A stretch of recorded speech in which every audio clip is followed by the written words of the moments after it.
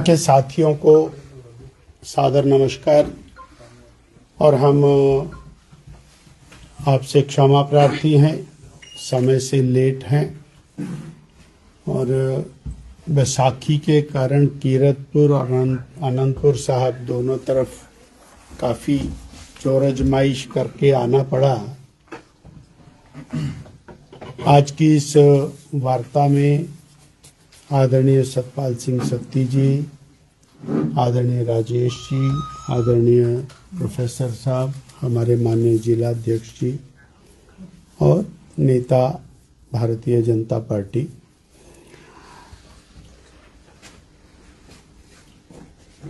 कल हिमाचल डे है।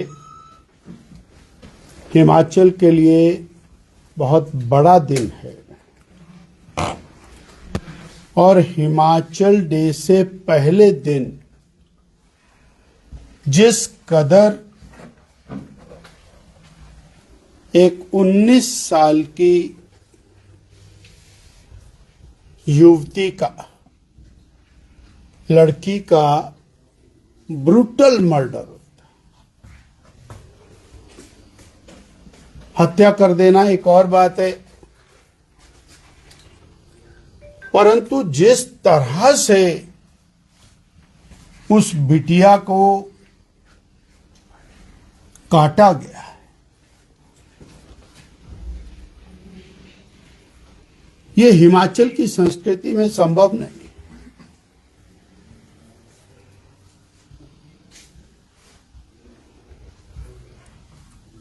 सरकार बहुत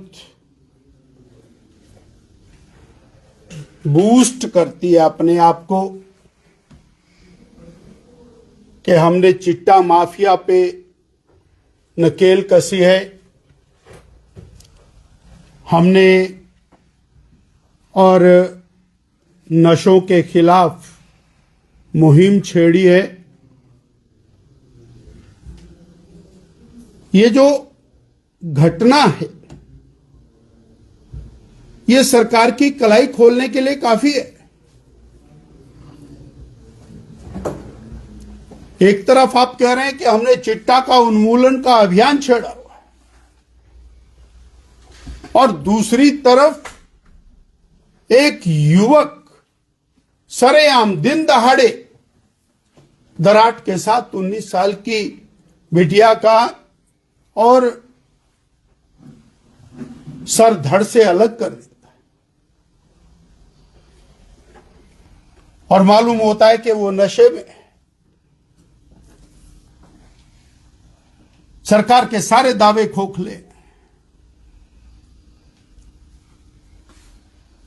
सत्ता में आने के बाद 2022 में सत्ता में आए और 23 के बिल्कुल प्रारंभिक दिनों में सत्ता में आते ही चंबा में दलित युवा की नृशंस हत्या करके आरे से उसके 8 टोटे करके बोरी में भर के उसे नाले में फेंक दिया गया था। भय नहीं,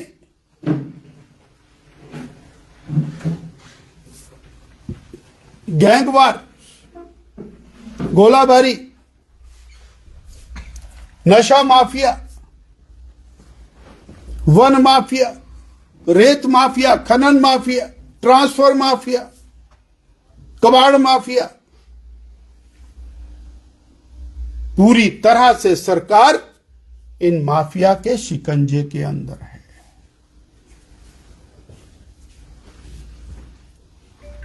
इस घटना के बाद सरकार मुंह दिखाने लायक नहीं है।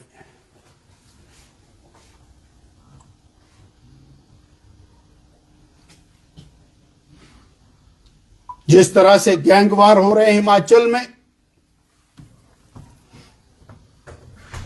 कोई भी व्यक्ति सुरक्षित नहीं है।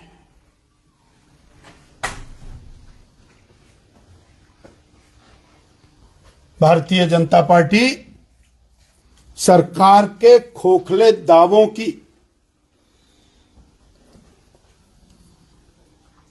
पोल खोल रही है।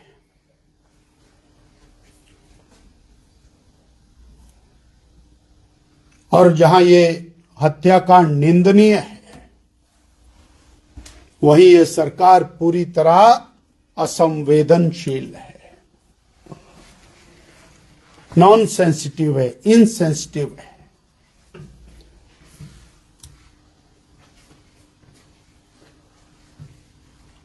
और सरकार चल भी कहां रही है? जहां मुख्यमंत्री, उप मुख्यमंत्री और मंत्रियों के बीच में रस्साकसी चल रही है, टग ऑफ वार चला हुआ है, वही टॉप मोस्ट ऑफिसर्स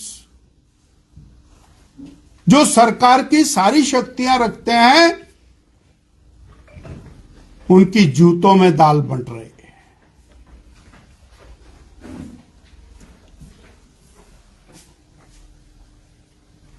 जनता की हाल खराब है। सरकार अपनी लड़ाई में पूरी तरह से मस्त है और जनता त्रस्त है। हिमाचल के इतिहास में कभी ऐसा नहीं हुआ कि मुख्यमंत्री के कार्यालय, मुख्यमंत्री के और टॉप मोस्ट ऑफिसर्स वो पूरी तरह से टग ऑफ वार के अंदर लगे हुए हैं। परंतु पिस तो हिमाचल प्रदेश की जनता रही है।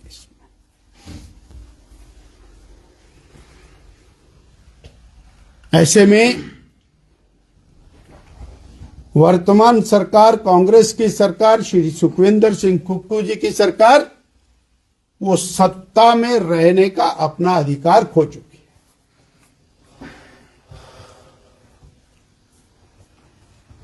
केवल केंद्र सरकार की योजनाओं का यश लेना, बार बार उनको रिपीट करके और ये साबित करने की कोशिश करना कि बहुत बड़ा काम कर रहे हैं। मैं ऊना में आया हूं,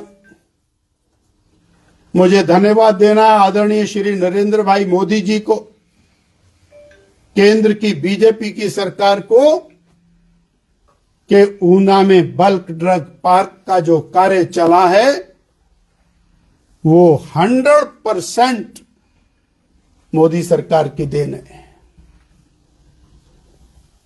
प्रदेश सरकार ने तो केवल उसको लंबित करने का काम किया है। जो काम पहले साल हो जाना चाहिए था, आज 3.5 साल तक भी नहीं हुआ है।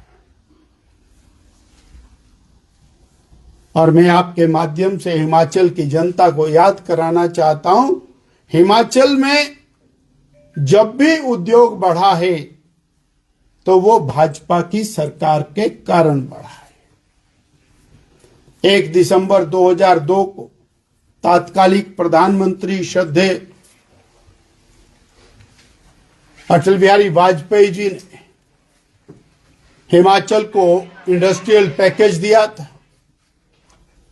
उस समय के माननीय मुख्यमंत्री श्री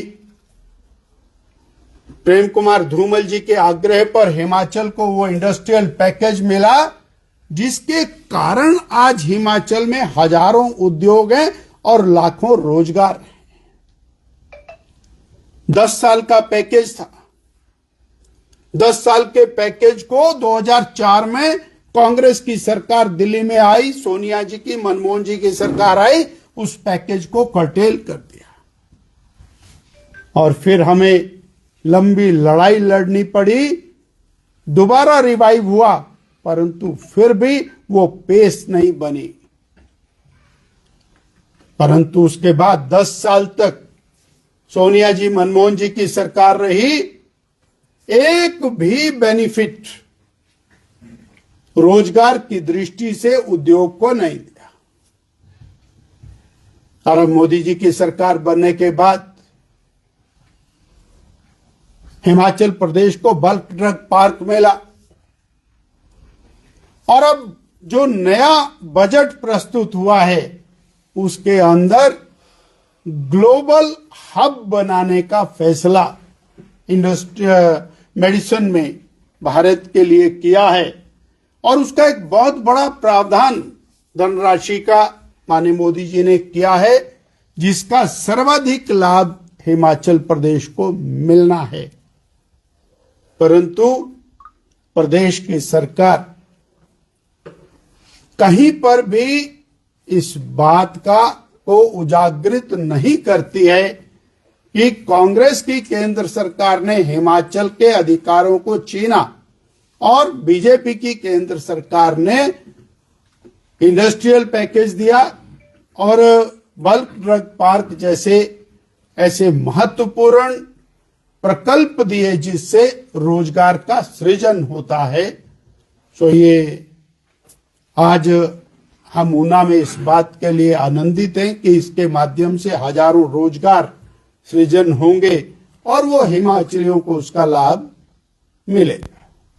सर, चीफ मिनिस्टर आरोप लगाया है बीजेपी के जितने भी ऑफिस हैं वहां पे 50 इन्फ्लुएंसर रखे हैं जो हमें गालियां देने का काम करते हैं। सरकाघाट में 19 साल की बिटिया की निर्मम हत्या होगी। चंबा में दलित युवक की नृशंस हत्या होगी। मंडी में सब डिविजनल मैजिस्ट्रेट को रेत माफिया दौड़ा दौड़ा कर हड्डियां तोड़ देगा उसकी। चंबा में वन माफिया फॉरेस्ट के अधिकारी को गाड़ी से बांधकर 2 किलोमीटर घसीटता हुआ ले जाएगा। ऊना में गैंगवार होगा। बिलासपुर में गोलियां चलेंगी। बदी बरोटी वाला नालागढ़ के अंदर जो कबाड़ माफिया उसके अंदर सरेआम फायरिंग होगी, हत्याएं होंगी और माफिया दंदनाता घूमेगा। तो बीजेपी गाली दे या ना दे, जनता अपने आप हिसाब बराबर करेगी। बिंदल जी, कांग्रेस का कहना है कि भाजपा वोटों में बटी हुई है और एक धारा जो है वो नेता प्रतिपक्ष को कुर्सी से हटाने में लगा हुआ है। माननीय सुखविंदर सिंह सुक्खू जी से हमारा कहना है कि अपने मंत्रिमंडल को समेट के रखो। अपने अधिकारियों की जो जूतों में दाल बंट रही है उसको संभाल के रखो। और आज कांग्रेस की सरकार है, जनता को कांग्रेस की सरकार से उम्मीद है। भारतीय जनता पार्टी अपना घर संभाल लेगी। और अगर ये इतना ही ज्यादा मुख्यमंत्री जी को लगता है बीजेपी डिवाइडेड हाउस है तो कल चुनाव डिक्लेयर करा ले, उनको फायदा हो जाएगा, देख लेंगे क्या। हिमाचल प्रदेश में उच्च अधिकारी एक दूसरे की टांग खींच रही है आरोप लगाकर कि ये भ्रष्टाचारी है, वो भ्रष्टाचारी है। इस पे आपका क्या कहना है? नहीं, मैं यही कह रहा हूं, प्रदेश के टॉप मोस्ट ऑफिसर्स के बीच में जो रस्साकसी चली है उसका नुकसान प्रदेश की जनता भुगत रही है। भ्रष्टाचार का अड्डा बना हुआ है। कांग्रेस के नेता बोल रहे थे कि बीजेपी सपना देख रही है दोबारा जो कांग्रेस रिपीट करेगी। कोई बात नहीं, चुनाव डिक्लेयर कराइए, जनता ने तय करना।